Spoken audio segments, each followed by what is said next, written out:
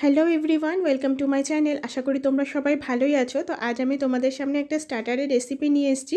তো এটার আমি নাম দিয়েছি চিকেন চিজ ফিঙ্গার। তো এটা বিভিন্ন রকমভাবে ইউটিউব রেসিপিতে দেওয়া আছে বা তোমরা রেসিপিটা পেতে পারো। তো আমি একদম সম্পূর্ণ আমার নিজের মনের মতো করে করেছি।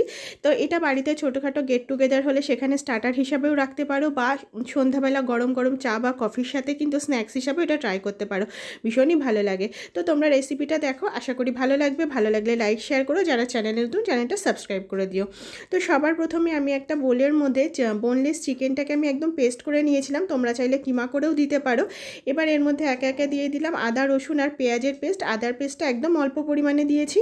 দিয়ে দিলাম একটু গোলমরিচের গুঁড়ো, গরম মশলার গুঁড়ো, জিরের গুঁড়ো, ধনের গুঁড়ো আর শুকনো লঙ্কার গুঁড়ো। তো শুকনো লঙ্কার পরিবর্তে তোমরা কাঁচা লঙ্কাও দিতে পারো। দিতে হবে একটু ভিনিগার, পরিমাণ মতো লবণ, আর দিতে হবে সোয়া সস। সোয়া সস না দিলে কিন্তু চিকেনের যে কাঁচা গন্ধ সেটা যাবে না। এবার এটাকে খুব ভালো করে আমি মেখে নেব চিকেনের সাথে। তো দেখো মাখা মোটামুটি হয়ে গেছে। এবার আমি এর মধ্যে বেশ কিছুটা পরিমাণ চিজ দিয়ে দিয়েছি। তো এখানে আমি মোজারেলা চিজ ইউজ করেছি। তোমরা যে কোনো চিজ দিয়ে সেটাকে টুকরো টুকরো ছোটো ছোটো এরকম পিস করে কেটে দিতে পারো। তো মোজারেলা চিজে আমার মনে হয় ভালো হয়, তার জন্য আমি এটাই দিয়েছি। তো এবার এটাকে চিকেনের সাথে খুব ভালো করে মেখে নিলাম। এবার আমি ফিঙ্গারগুলো তৈরি করব। তো তার জন্য আমি হাতে একটু তেল মাখিয়ে নিলাম। তো এর ফলে আমার ফিঙ্গারটা তৈরি করতে সুবিধা হবে। তো ফিঙ্গার এটা তো দেখানোর কিছু নেই, নর্মাল যেরকম ফিঙ্গারের শেপ হয় সেরকম শেপ দিতে হবে, আর কিছু না। এবার এটাকে আমি ব্রেড ক্রাম্পসের মধ্যে একটু কোট করেছি। তো এটা কিন্তু বিস্কুটের গুঁড়ো যেটা সেটা না, মানে অরিজিনাল যে ব্রেড ক্রাম্পস সেটাতেই কোট করা, যেটা মানে পাউরুটির যে ক্রাম্পস দিয়ে হয় সেইগুলো। তো এইভাবে আমি একে একে প্রত্যেকটা ফিঙ্গার তৈরি করে নেব। নিয়ে এটাকে 10 মিনিট আমি রেস্টিং টাইম দেবো। তা না হলে কী হবে, ভাজার সময় অনেক সময় ভেঙে যেতে পারে।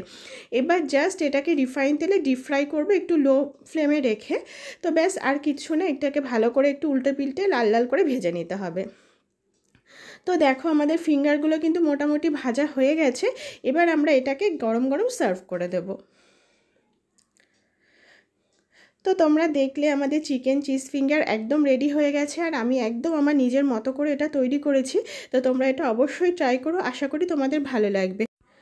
ভালো লাগলে লাইক শেয়ার করো, যারা আমার চ্যানেলে নতুন প্লিজ আমার চ্যানেলটা সাবস্ক্রাইব করে দিও। তো আবার একটা নতুন ভিডিওতে দেখা হবে, সে রেসিপি হোক বা ভ্লগই হোক।